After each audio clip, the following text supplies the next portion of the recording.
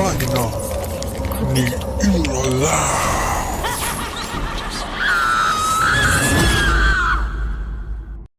Maganda araw po sa inyong lahat, ako si Maylin. Simple lang ang aming pamumuhay. Maaga akong naulila sa ama, dahil sa namatay si Papa sa sakit sa puso. Malaki din ang agwat ng aking edad kay ate, halos 10 taon. Bata pa lang ako ay palagi na akong nagkakasakit, mataas na lagnat o di kaya naman ay mga sugat sa aking buong katawan, lalo na sa aking mga daliri sa kamay at paa. Sobrang hirap at sakit ang aking nararanasan. Tuwing ipapagamot ako ni mama sa albularyo, palaging sinasabi na kinukulam ako ng kumar ng mama ko. Dahil sa tanging kami lang ni mama ko ang palaging naiiwan. Sa bahay, may mga pagkakataong naiiwan ako mag-isa minsan. Nakakaramdam ako ng kakaiba, pakiramdam na palaging may nakamasid sa akin. Hindi ko mawari kung anong nilalang ang nagmamasid, basta may oras na bigla na lang titindig ang balahibo sa katawan ko. Pabalik-balik din ang aking sakit, at tuwing bibili naman ako sa tindahan palaging nag-agaw dilim at liwanag. Pakiramdam ko tuwing uwi ako galing sa tindahan, madaming matang nakamasid sa akin. Bigla ding titindig ang aking mga balahibo, at nilalamig ng sobra ang aking buong katawan na parang binuhusan ako ng yelo. Kaya madalas kapag nararamdaman ko ito, papatakbo ako ng mabilis, pero ramdam ko din na hinahabol nila ako mas mabilis sa aking pagtakbo nila. Ramdam ko na madalas nila itong gawain sa akin. Nung 13 taon ako, pusikit ako ng lagnat na panaginipan ko na pauwi ako sa bahay namin ng agaw dilim at liwanag. Tulad ng madalas kong uwi tuwing ako'y nabili sa tindan. Sa aking dinadaanan nalampasan ko ang 8 na nakatalukbong ng itim, at nakahanay isang dipa ang layo sa isa't isa na parang si kamatayan. May hawak silang karit na sobrang talas na halos nakinang sa liwanag. Nakayuko sila at wari walang pakialam sakin. Malapit na ako sa bahay, mga 5 minuto na lakaran. Sa aking unahan nakita ko na maraming nakaputi ang biglang lumabas sa may kawayan. Nasa 20 silang babae, nakadamit, nakapangkasal, at may mga pangil ang sumasalubong sa akin. Napahinto ako sa gitna ng daan at nag-alinlangan kung saan tutungo. Ako, hala, ang daming nakaputi, nakakatakot sila. Babalik na kaya ako sa tindahan, pero bakit ganun? Biglang parang alerto, mga nakaitim, humigpit ang kapit nila sa karit. Nakakatakot naman, baka bigla nilang karitin lig ko. Hay, dun na lang ako sa baba, tatakbuhin ko na lang, tutal malapit naman na ako. Dali-dali kong tinakbo ang daan papunta sa bahay, na natili namang nakamasid yung mga nakatalukbong ng itim sa akin. Sa aking pagtakbo nakita ko na mas mabilis ang kilos ng mga babaeng nakaputi bago ako makarating sa bahay. Napalibutan na ako ng mga babae at akmang kakagatin, subalit isang lalaki ang nakita kong natakbo at hawak ng espada. Kakaiba ang kanyang kasuotan, makisig ang pangangatawan, subalit di ko matandaan ang kanyang itsura. Nakipaglaban siya sa mga babae, kaya nakaligtas ako. Pagkatapos niyang maubos ang mga babae, bigla din akong nagising. Sobrang taas ng lagnat ko nang magising ako. Pinunasan ni mama ang aking noo upang bumaba ang lagnat ko, at pinainom ng gamot, pero wala pa din, mataas pa din ang aking lagnat, kaya idinala nila ako sa albularyo. At tinawas na kita sa tawas na isang matanda ang kumukulam sa akin, at pinag-aaralan ako tuwing sasapit ang agaw dilim at liwanag. 8 na nakatalukbong ng itim ang kanyang ginagamit para sundan ako tuwing lalabas, kasi ako sa tindahan na dadaanan ko ang kanilang bahay, kaya alam nila tuwing pupunta ako sa tindahan. Nang ikinuwento ko sa albularyo ang aking panaginip, sabi niya mabuti daw at pinili ko ang mga nakaputi, dahil kung hindi maaring patay na ako, mabuti na lang, at tinulungan ako ng mahiwagang lalaki.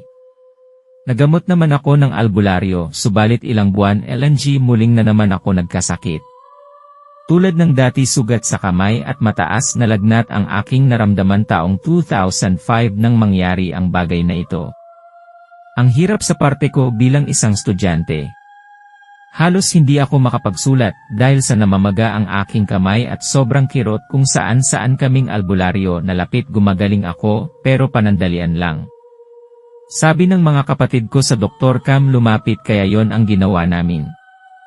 Halos ilang taon ako nag-suffer sa sobrang hirap at sakit ng katawan ko. Dahil sa sugat, sabi ng doktor, skin asthma, pero hindi nila kayang gamutin.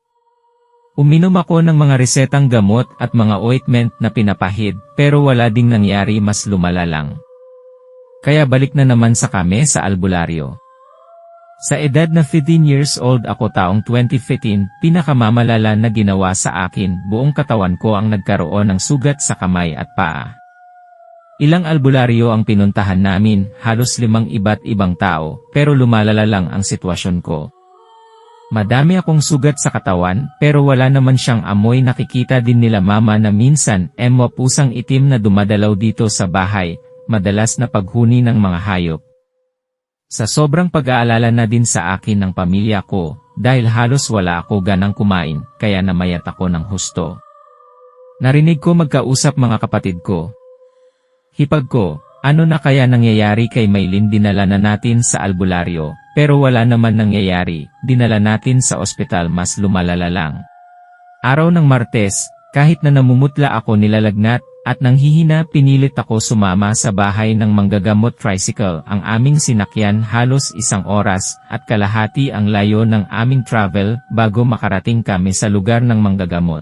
Pagpasok namin sa bakuran ng bahay ng mga gamot, malayo pa lang nakatingin na sa aking likuran ang matanda, parang inuusal siya na salita. Nang makalapit kami agad siyang nagsalita sa akin, at nahulaan niya ang lahat ng nararamdaman kong masakit sa aking buong katawan.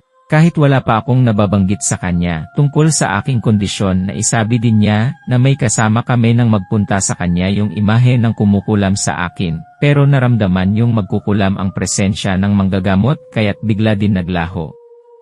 Nagamot ako nung albularyo.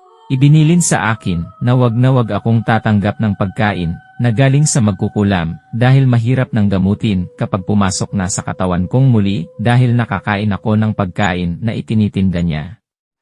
Dahon ng eucalyptus at anunas ang pinainom sa akin ng manggagamot at pinaligo. Kapag katapos 3 araw gumaling akong muli. Ilang taon din naging maayos ang kondisyon ko. Dahil sa hirap ng buhay nagsimula akong magtinda ng suman sa tebing dagat sa mga turista. Palagi kong nadadaanan ang kanilang bahay. Tuwing ako ay uwi tulad ng dati, panay ang titig nilang mag-asawa sa akin, tiim ang mga paningin. Habang ako'y kanilang pinagmamasdan, habang naglalakad ako palayo ramdam ko ang mga titig nila. Hanggang sa isang madaling araw. Alas 4 oras na yon, mag-isa lang akong gising ng oras na yon. At habang ako'y naglalaga ng paninda kong suman, isang malaking itim na pusa, hindi pangkaraniwan ang laki, na mumula, ngaya minura ko at kinuha ko yung asin para sana sabuyan, pero sobrang bilis ng kanyang pagtakbo. Ilang araw pa, unti-unti na naman ako nakakaramdam ng kakaiba sa aking katawan, at pa isa muling sugat ang tumutubo sa aking paa. Kanyang mga mata dahan-dahang naglalakad sa aking likuran, mga 3 hakbang ang layo sa akin. Paglingon ko sa pusa, nakita ko na dahan-dahang siyang naglalakad at nakatingin sa akin. Nang makita ko, biglang taas ng buhok ko sa buong katawan, at grabe ang aking kilabot dahil noon ko lang nakita ang pusa na yon. Kaya minura ko at kinuha ko yung asin para sana sabuyan, pero sobrang bilis ng kanyang pagtakbo. Ilang araw pa, unti-unti na naman ako nakakaramdam ng kakaiba sa aking katawan, at pa isa muling sugat ang tumutubo, ang sugat sa aking paa. Pero hindi ko ito pinansin, nagpatuloy ako sa pag-inom ng antibiotic, gumagaling naman, pero ilang araw lang meron na naman. Nagpupunta naman ako sa mga albularyo, ang sabi naman na paglalaruan ako ng magkukulam. Pero gumagaling din, kaya hinayaan ko na lang. Nagpatuloy akong mamuhay ng maayos at payapa, dahil alam ko naman na wala akong inaagrabyadong tao. Kala ko tatantanan na nila ako, pero taong 2017 nagkaroon ako ng pantal na tubig. Sabi ng iba bulutong tubig, kasi katulad ng bulutong tubig ang tumutubo sa mukha ko hanggang sa buong katawan ko. Nagpa-check up na din ako, naresetahan ng gamot sa bulutong tubig. Lahat ng gamot sinubukan ko na, pero lalo lang lumalala. Lumaki din ang mga pantal, halos mapuno na ang mukha ko, mata ko na lang ang hindi pa nadadapuan ng bulutong tubig.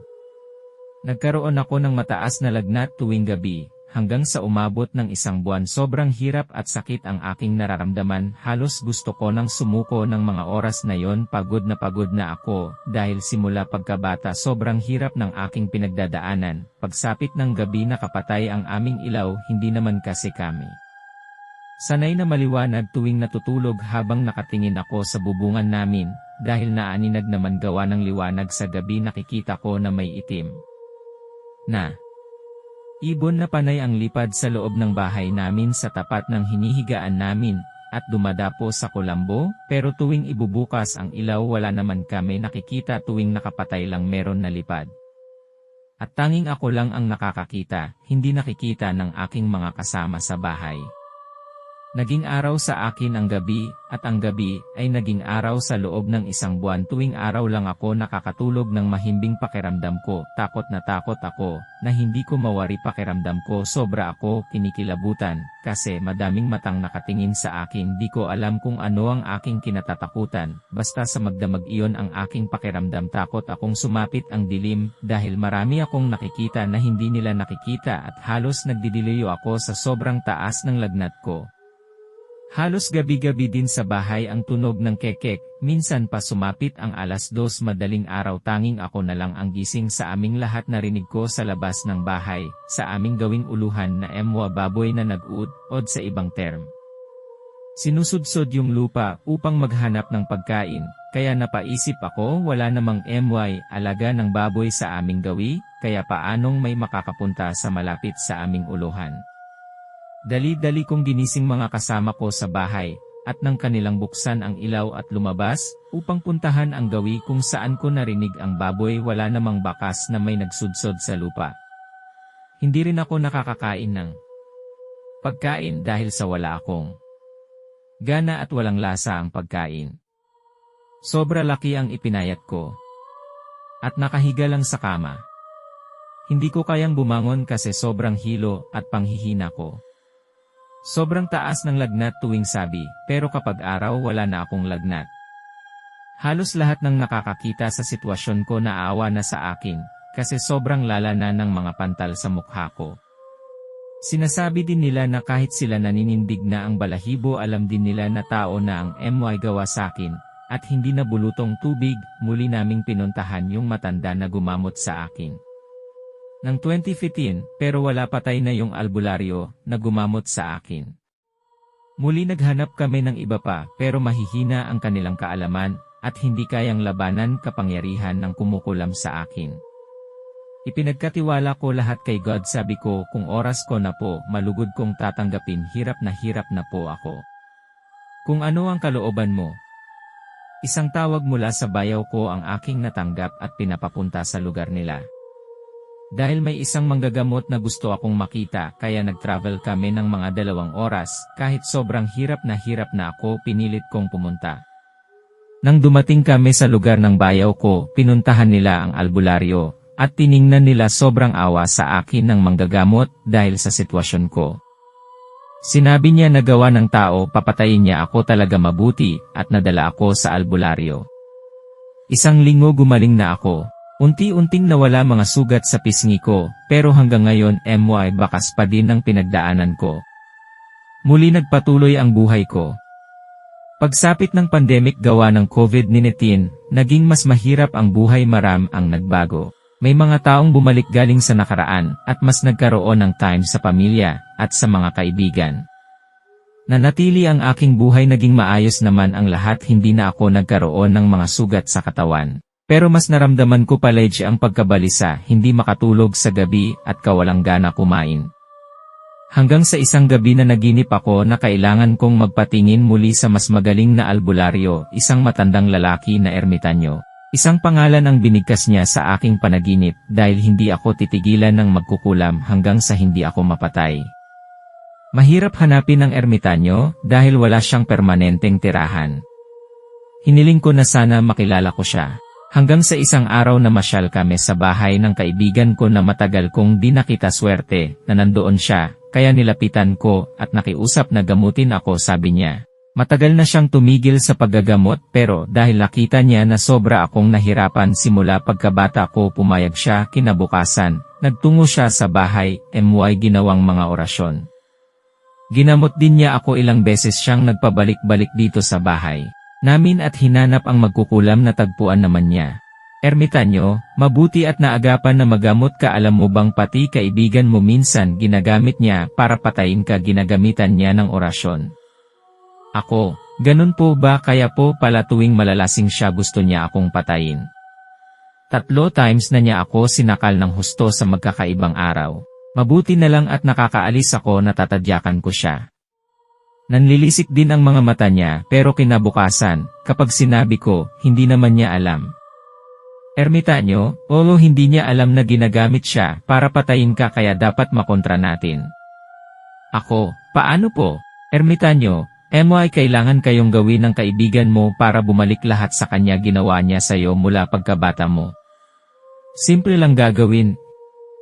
Magkasama kami na ginawa kung ano ang iniutos sa amin ng kaibigan ko. Huling punta ng ermitanyo sa bahay. Ermitanyo, salamat sa tulong mo dahil ang magkukulam na itinuro mo ay ang matagal ko nang hinahanap maram na siyang napurwisyong tao dahil sa nagiging malaking ibon siya. Nakakatakas siya palagi dito pala nagstay sa lugar nyo. Mabuti at nakita siya. Ngayon unti-unti siyang manghihina November ngayon. Bago ang Jix mas makikita mo mga pagbabago sa kanya. Maghintay ka lang. Ako? Opo salamat po. Sobrang mahiwaga ang ermitanyo na yon, maraming kababalaghan ang nasabi sa kanya ng mga ilang tao na nakakakilala sa kanya. May kakayahan siyang maglaho. Minsan sa panaginip ko noon palagi niya akong pinaalalahanan ng mga dapat at hindi ko dapat gawain. Marami ding mga salita ang kanyang tinuran na hindi ko maunawaan na sa tamang panahon aking maunawaan. At ang sabi niya nakikita ang magkukulam sa akin na tanging sila lang ang nakakaalam kaya gusto akong patayin mabuti na lang may tumutulong sa akin kaya hanggang ngayon nananatili akong nabubuhay. Hanggang sa sumapit ang Pasko. 2020, unti-unting nakita ang pagbabago sa magkukulam at sa kanyang asawa, naging ulyanin sila, at hindi na nakakakilala ng tao hindi na din nila alam ang daan pawi sa kanila minsan, nakita ko ang asawa niyang lalaki sa kanto, at nakamasid dito sa bahay. Namin nakita ng kapitbahay namin ang sabi ng lalaki, hindi niya alam saan ang daan pawi sa kanilang bahay. Minsan din kikita ng mga kapitbahay nila na naliligo na ng nakahubot-hubad sa poso samantalang nakalib naman sa kalsada, naging mabilis ang paghina ng kanilang katawan. Nagkasakit at naratay sa higaan ang babaeng magkukulam ang asawa naman niya ang nag-aalaga. Kahit na sinasakit din. Pero tuwing dadaan ako sa tapat ng bahay, nila pareho silang nakatingin sa akin ng titig na titig. Hindi ko alam kung nakikilala nila ako. Hanggang sa kinuha na sila ng anak nila at iniuwi sa Tarlac. Nawalan na ako ng balita sa kanila 2022 nalaman ko na namatay na yung lalak, pero nito lang October 26 sabi ng pamangkin ko nakita niya yung babaeng magkukulam ng gabi sa may daan. Hindi namin alam kung buhay pa siya o nagpaparamdam lang dahil wala naman kahit na sino ang nakakakita sa kanya ng araw tanging ang pamangkin ko lang. At alam namin nang umalis siya sobrang mahina na. Maraming salamat po sa lahat ng nagkikinig sa true story ko. Sana lang tapos na talaga ang paghihirap ko gawa ng magkukulam, wala ako na agrabyado na tao sana naman wag na nila ako pahirapan ulit. At maraming salamat Sir Free pag-share ng aking storya.